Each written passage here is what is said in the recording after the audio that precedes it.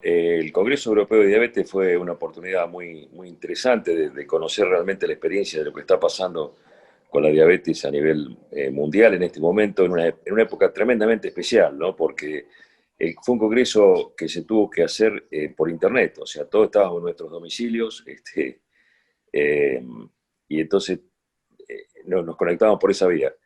Fue muy interesante por esa razón, porque por un lado, si bien la limitación de la comunicación estuvo, sin embargo dio también la oportunidad de que mucha gente de todos los lugares del mundo participara, desde lugares tan lejanos como las Islas Fiji hasta Chacabuco, qué sé yo.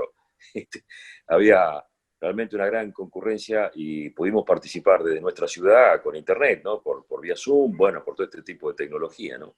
¿Cómo está afectando la pandemia a nuestros pacientes? Este fue un tema muy central y cómo manejar la crisis sanitaria que estamos viviendo, que no es solamente Argentina, en todos los países del mundo. En Europa particularmente, hoy estaba leyendo, hay un rebrote de la situación esta del coronavirus, y eso trae una serie de consecuencias colaterales, ¿no es cierto? Porque la gente está más encerrada, la gente tiene menos posibilidades de hacer actividad física, la gente tiene dificultades con la alimentación porque a veces hay que limitarse una cierta gama de productos porque a veces no se puede salir ni siquiera a comprar. Entonces, eso está generando problemas colaterales como aumento de peso, sedentarismo, agravamiento de la enfermedad coronaria. Entonces, bueno, la verdad que fue un tema de mucho interés y nosotros desde acá tuvimos la posibilidad de participar desde la Argentina presentando un trabajo que fue muy importante, en la que participamos 13 países de todo el mundo. Nosotros en Chacabuco estuvimos participando como líderes de la región en Argentina, que fue el estudio Capture, el estudio Capture se llama, donde se trató de estimar la prevalencia de enfermedad cardiovascular en nuestros pacientes diabéticos. Participó mucha más gente de la que lo hacía habitualmente, ¿no es cierto? Y es interesante conectarse con otros colegas de otros lugares y ver cómo están manejando la situación en cada una de las distintas realidades culturales, ¿no es cierto? Eh, Todos estamos sufriendo esta pandemia de una manera muy importante en todos los países del mundo, ya sea países desarrollados, países no desarrollados, países en vías de desarrollo. Entonces uno comparte experiencia y ver, bueno, a ver cómo lo están manejando ustedes, cómo afrontan esta crisis, qué estrategia desarrollaron, ¿no es cierto? Hay países que están siendo un poco más exitosos, otros menos, pero lo cierto es que, bueno, es una problemática común, ¿no? La gente ha tenido un problema muy serio con el encierro en cuanto, por ejemplo, el tema de la obesidad ha sido un problema importante. Muchos pacientes me lo manifestaban. Es decir, por un lado, el tema de la ansiedad. La gente está encerrada, no sabe qué hacer y empieza a comer. Esto es así, digamos. El estrés mismo a veces hace que la gente coma más.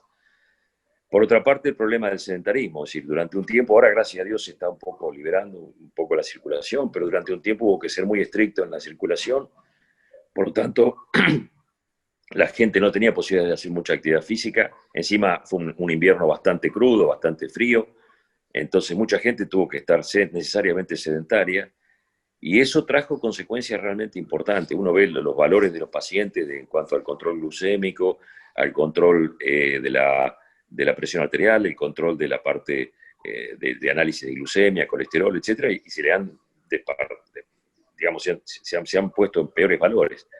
Esto lo estamos trabajando con los pacientes a través de talleres, a veces que hacemos por internet también, o nos manejamos a veces como podemos.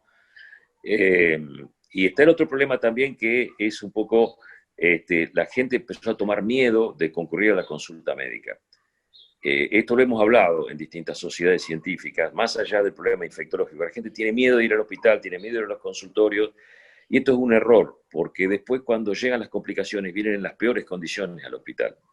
Nos ha tocado casos verdaderamente dramáticos de amputaciones, de gente que si hubiese tomado la medida un poquito a tiempo no llegábamos al extremo de a veces un coma diabético, o porque claro, la gente dice, bueno, no voy porque por ahí me contagio el coronavirus, pero también dejo hacer mis controles y al pasar eso termino después necesariamente yendo igual y a veces en peores condiciones, ¿no? Porque a veces llego en una situación realmente de urgencia médica eh, muy grave, ¿no? Nosotros tenemos la página de Adicha, la agrupación de diabéticos de Chacabuco, que pueden consultarla por WhatsApp. Nuestra educadora Liliana Cole tiene ahí todos los datos. También pueden comunicarse al Centro de Atención Integral en Diabetes, Endocrinología y Metabolismo, donde nosotros trabajamos. Ahí tenemos un equipo de gente, nutricionistas, digamos, tenemos oftalmólogos, una citóloga también que trabaja con nosotros, tenemos un equipo para trabajar en esto, digamos, ¿no es cierto?